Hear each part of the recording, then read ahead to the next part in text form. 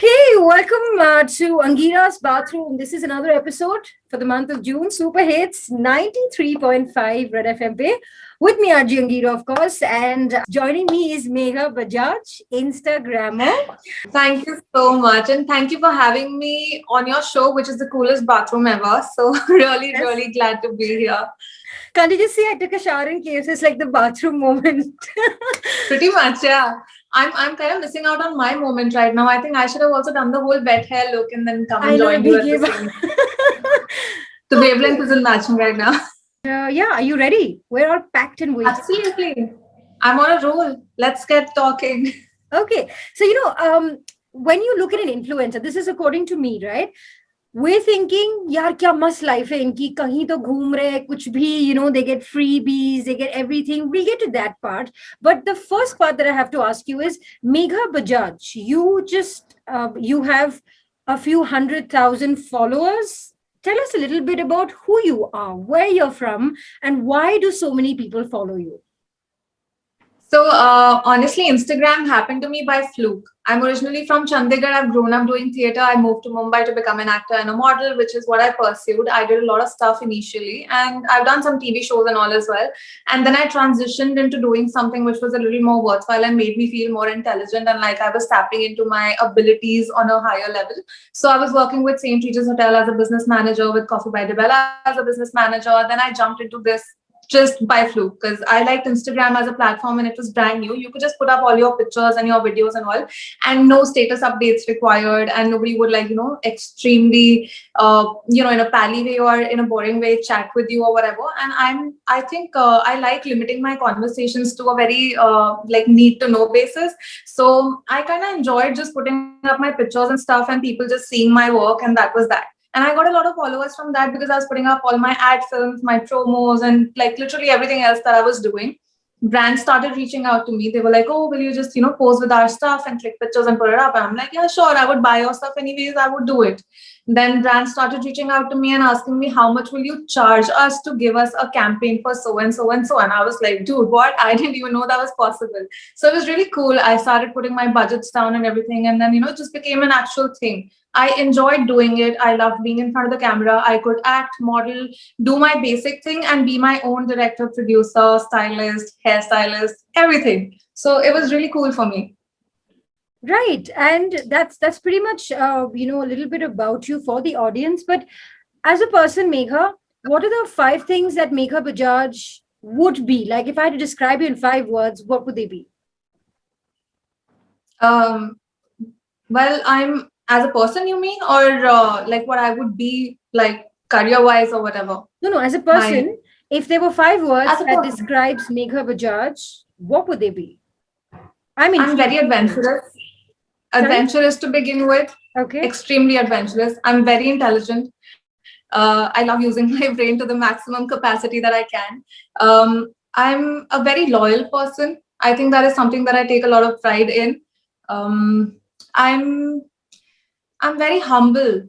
I'm very humble and I'm full of gratitude. So I think these are my main aesthetics that I hold on to and I go by.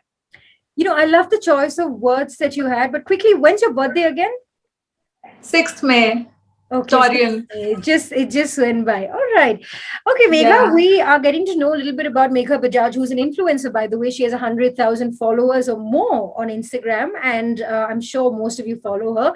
But if somebody had to be an influencer, right, what are the top 3 things that they need to focus on, according to you? Firstly, they need to focus on the fact that whether they have an aptitude and a talent of some kind for this or not, whether they're doing it for the right reason or not, secondly. And thirdly, if they are passionate about this enough or not. Because a lot of people, like you mentioned, do it for the freebies and all. And I think that's a really wrong way to go because so many people are talented in so many other things. So True. if this is not your ball game, don't just do it because you think it's flashy and it gets you easy money and all, because it doesn't do the same thing for everyone. Megha, we were talking about who you are, where you're from, all of that. But you are in an industry which is an influencing industry. Hundreds of thousands of people follow you. So as an influencer, how did you know which, because there's so many different categories that people could influence in today. It could be fitness, it could be fashion, it could be, anything for that matter. I remember, I have this a memory of one of your pictures. It was in Gulmarg, if I'm correct, and you're wearing a lehenga. Bro, how did that happen? What's the scene like? It was a beautiful picture, no doubt. But I'm just like, ye Gulmarg mein lehenga, and it must be so cold, na? Like, tell me about it. So that came from this little idea that I had. What I wanted to do was, I was traveling all over the world and to all these beautiful locations and staying at all these luxury resorts. I was like, why not give more to the resorts and to the people who are looking at my feed?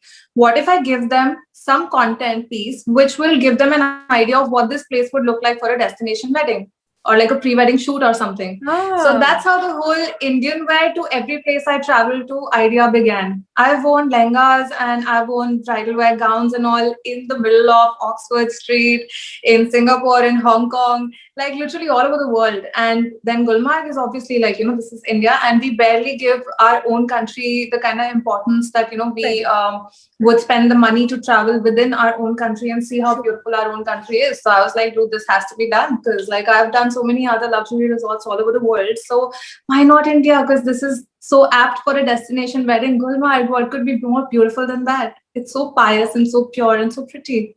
It's true. I love the picture, by the way, for the record. And here's the question that I wanted to ask you, and we left a little while back, which was the freebies. Two things that I want to highlight here. One is when you go to a destination and you're shooting. Okay, you're not camera shy, but there are lots of people who are looking at you, right? One, how do you deal with that? And second, what is with all these freebies that surround influencers? Because as well, as an artist today myself, I know that we get a bunch of these requests, but you also have to try them out, and that's a risk on your part. So tell me about these two things. I'm really intrigued.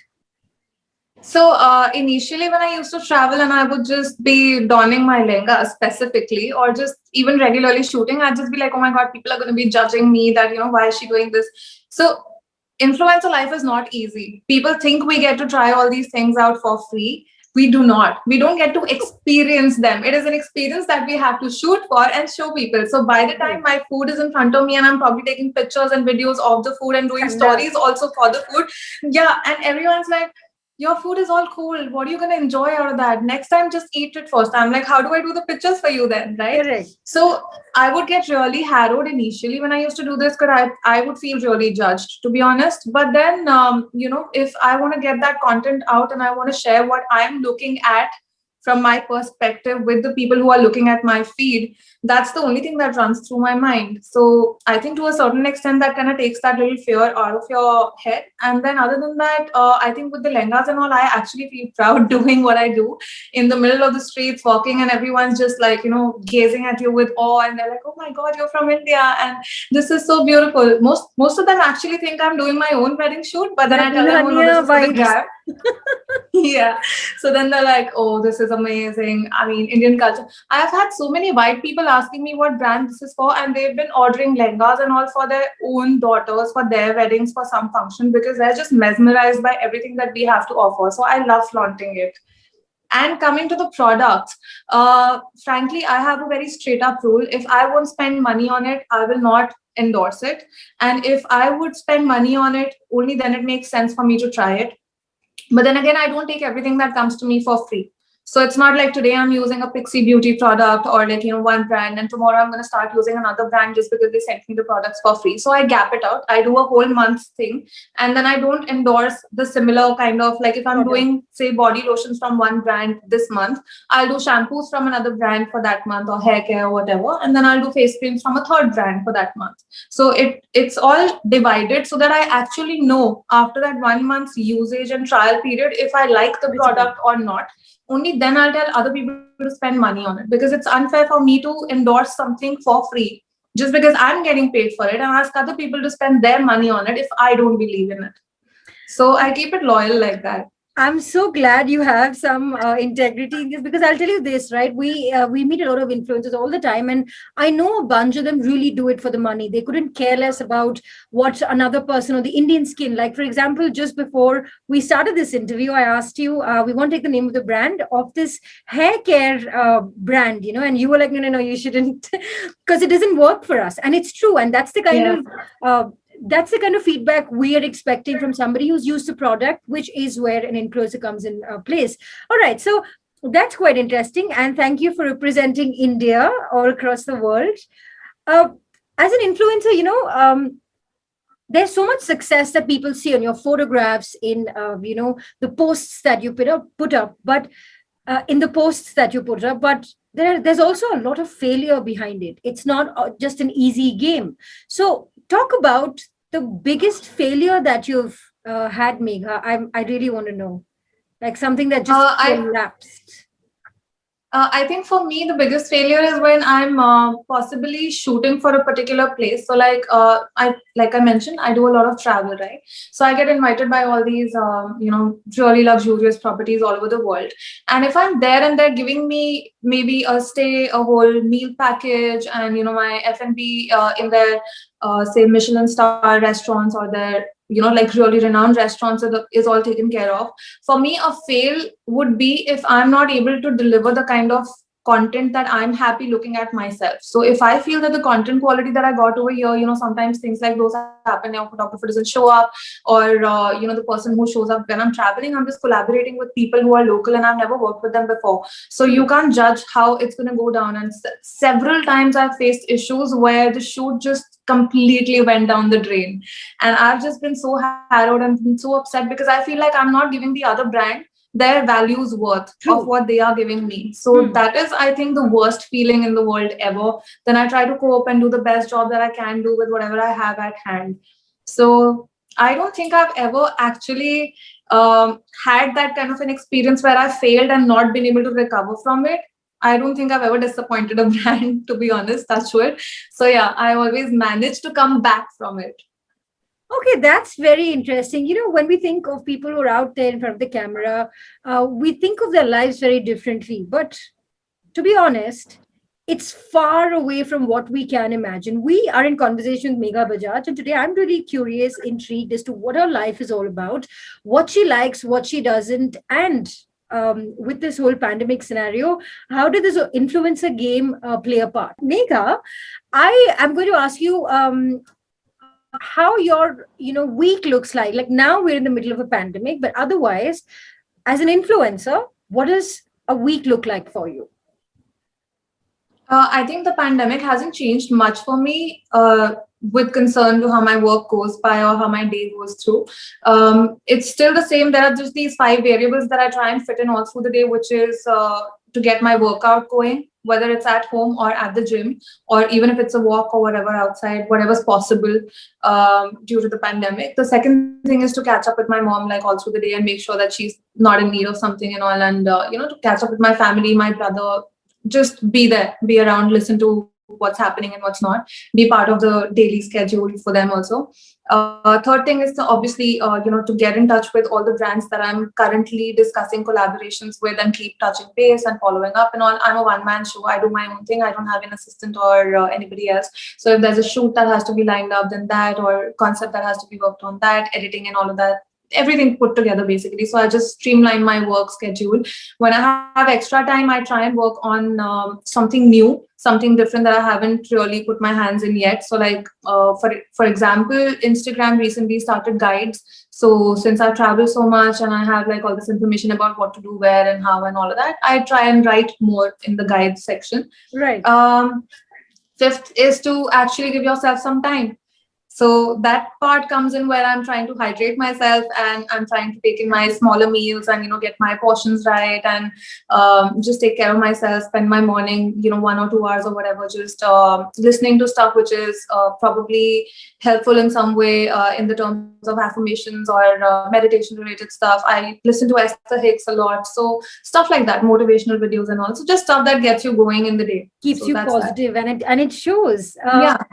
Yeah. So Since we're talking about health, since we're talking about taking care of yourself, I know that as a business outside, there are a bunch of people who do a lot of, how do I put it across nicely? They do a lot of work, on themselves. They're either, getting a Botox done, or there's some sort of filling, or whatever for that matter. There's so much laser, there's so much marketing about laser today, Yeah. and a bunch of these things. So, as an influencer, do you have a take on this? Do you want to give us something? And have you had a personal experience? I've had several personal experiences because I try and talk about these things when no one else does, because I think somehow people think that it's a taboo topic to discuss, and to accept that they have been doing all these things, they want to call it a natural glow up when it's not. I think there's nothing. I'm sorry. You're funny, dude. Sounded mean, but yeah, that the point is that there's nothing wrong with going in and probably getting your nose fixed if you have a deformity or you have a slight bend which you're not confident about. You have a pretty nose. Thanks. Thanks the same. You were maybe fishing for that. You were Yeah, fishing for I'm that just one. like, Yeah. okay, yeah, sorry, you're saying. But I think the worst part is where people just start looking at the current trends of who did what, What? Yeah, and then following those, even if they don't require it. true. So, like my brother, for example, because he used to wear spectacles all his life, he has this like bend in his nose. So he wants to get it fixed. I'm all for it. But anyone else who just thinks that, oh, they would look prettier if their nose was like a certain celebrity or whatever. No, you could just enhance your own face, maybe sharpen your jawline a little if you want to try all those things. If you worked out, for me, I work out and I lose a lot of fat right under my eyes. So like I have a lot of, dark circles and stuff like that. That is something that I would want to fill up.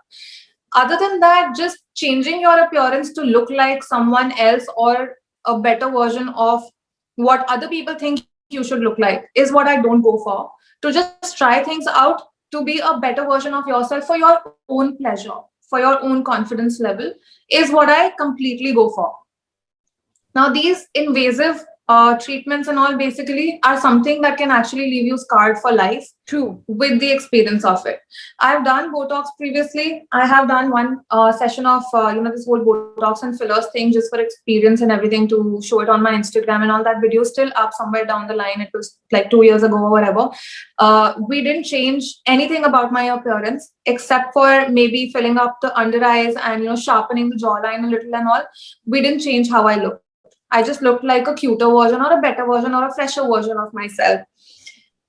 Other than that, the second experience that I went for, again, I got a very little material put in, but this was again a collaboration, and I had a terrible experience because this doctor ended up injecting me in two wrong muscles on my face. I won't name who she is, but she was a very renowned doctor in the heart of Bandra, and she didn't even want to take responsibility for what she had done. She was still promoting the video, and there were people asking her for the cost of the procedure and all under the video, and I'm like, dude, you messed up my face. Please don't promote it.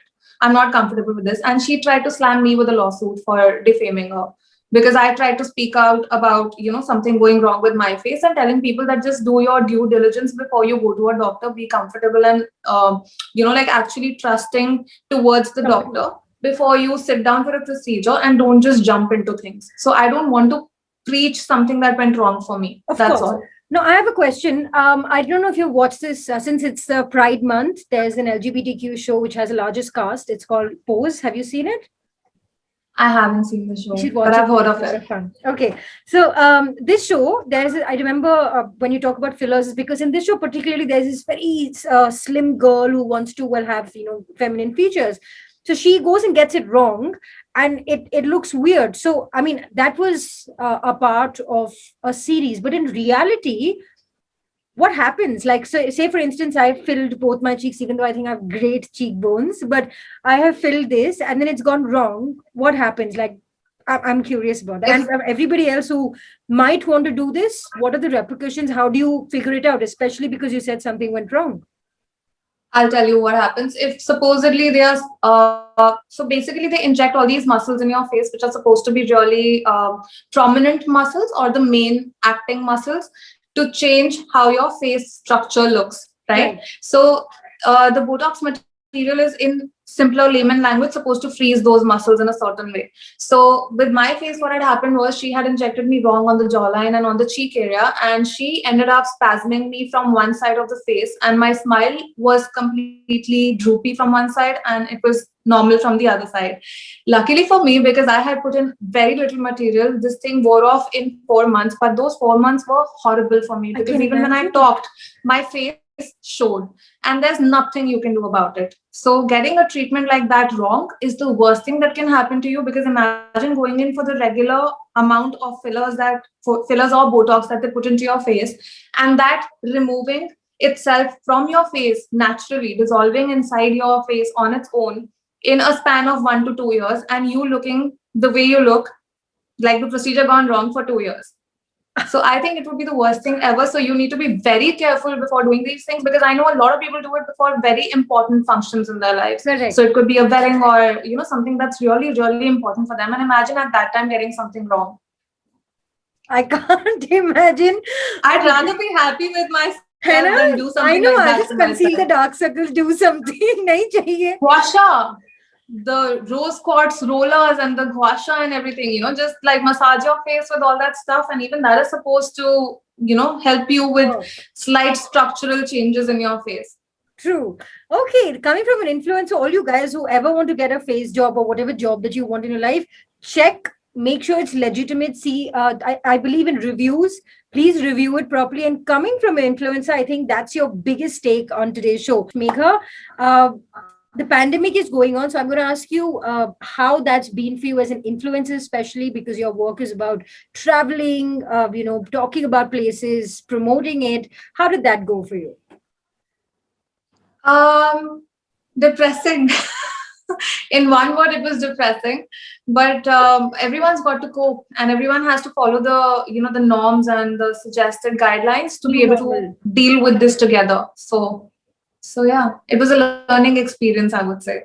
Okay, and do you think now with the second wave gone, there's an assumption of the third wave coming in, especially from based on research, of course, that towards the end of Diwali, New Year's, and that's the peak time for people in fashion, people influencing. So, what are you really expecting? Honestly, I'm trying to use placebo effect to my benefit and not hope for the worst, and actually just going by things, in a one day at a time kind of basis, which is what is best for everyone's mental health at this point of time. Go with the flow, as they call it. Okay, Megha Bajaj, I have a bunch of. It's called the FFF. Before you start thinking, it's called the fastest finger first. No, we don't have a buzzer, obviously, because you're not in the studio. But even though we're apart, I'm going to find out a little more about you. So much so because the audience also thinks that the influencer life is all about just fun and traveling. Okay, Megha, these are one-word answers, but you can choose two if you want. Your first question is.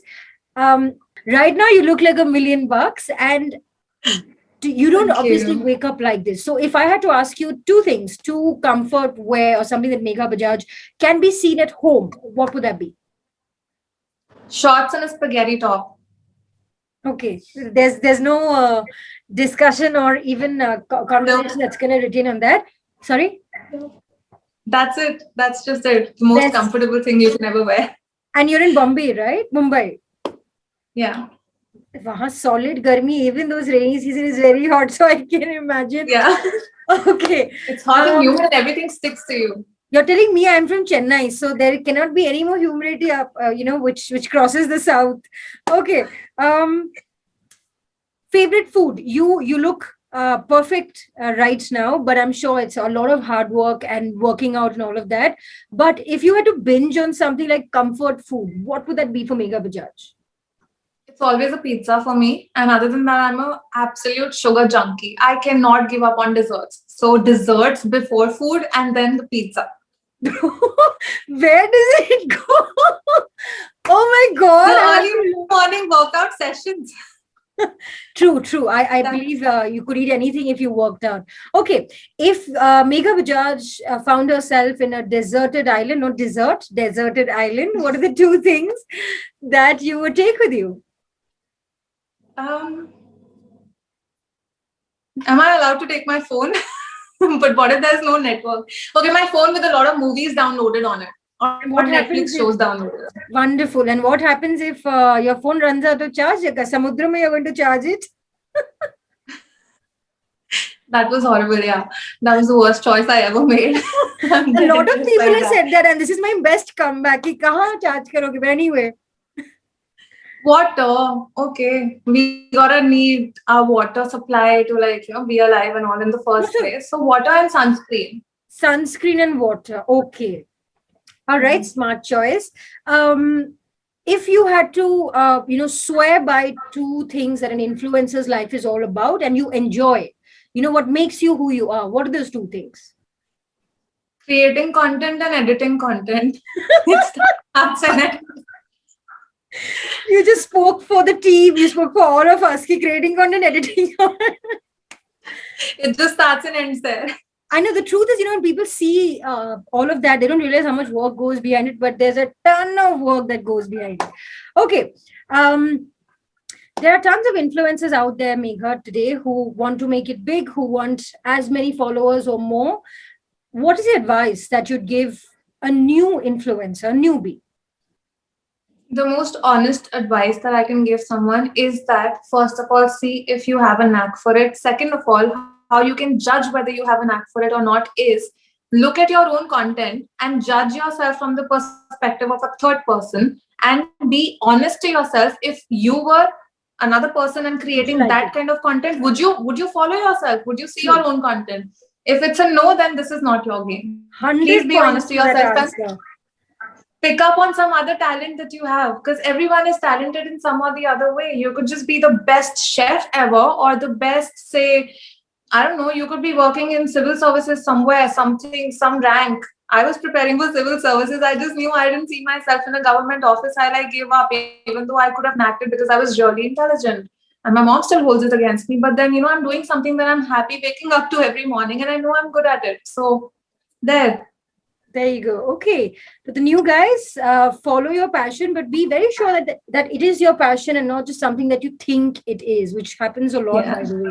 Okay. Before we end this Yeah. segment, Megha, first of all, thank you so much for joining us. You've been an absolute Thank pleasure. you It's for so much having fun to me. catch up. I will catch up with you again, though, very soon. But before, Hopefully. yes, but before we go, good luck to you. And what is a big fat message that you would like to give all my listeners, everybody who's watching the show right now on, of course, our Facebook page, Red FM Bengaluru? What is the message that you would give them for 2021? So first thing I want to say is that a lot of people out there are going through a lot of stuff right now. So you guys are heard, you guys are seen. Please don't feel alone. Talk to someone around you. You'd be surprised at the kind of kindness there is all around you. True. Second of all, I think owning up to everything that you're going through is not a weakness. It's basically an act of strength. So if you're facing anything, if you feel challenged in any way, if you're going through something that you think you can't cope with, please get help. It's completely normal to feel depressed, to feel low. Everyone, I have personally gone through all those things. It's completely normal to feel that way. It's just a part of life. And this pandemic and everything that we're going through right now is a once in a lifetime kind of a learning curve. You will come out stronger. And for all those people who basically don't take this seriously, please don't put other people at risk who are actually taking this thing seriously and who might get infected because of your negligence, and True. it might cost them their lives. And also, lastly, be kind. All of you, in whatever way you possibly can, be kind. Be kind to everything and everyone around you. Be kind to the earth, to the planet, save the planet. Be kind to the animals, be nice to them, feed the animals whenever you can. Be kind to people around you. Everyone needs it right now. Everyone needs it all the time, but right now, the most. It's very refreshing to meet somebody who has such a positive outlook, and I'm so glad we were able to catch up. Megha, I wish you all the best, and I hope to see you very soon. If you ever drop by to Bengaluru, you're free to hit me up. Definitely. Okay. For the rest of you guys, I hope you enjoyed this show. That was Megha Bajaj, of course, joining us in Angira's bathroom. I will be back next weekend with another guest, but for now, enjoy this episode. You can follow me on Instagram. I am RJ Angira. You can follow Megha as well. And of course, That's Megha Bajaj for you. Megha Bajaj for you. And like, share, comment this video. And of course, keep listening to Super Hits 93.5 Red FM. 3, 2, 1. Bajate Bajate raho. Red FM 93.5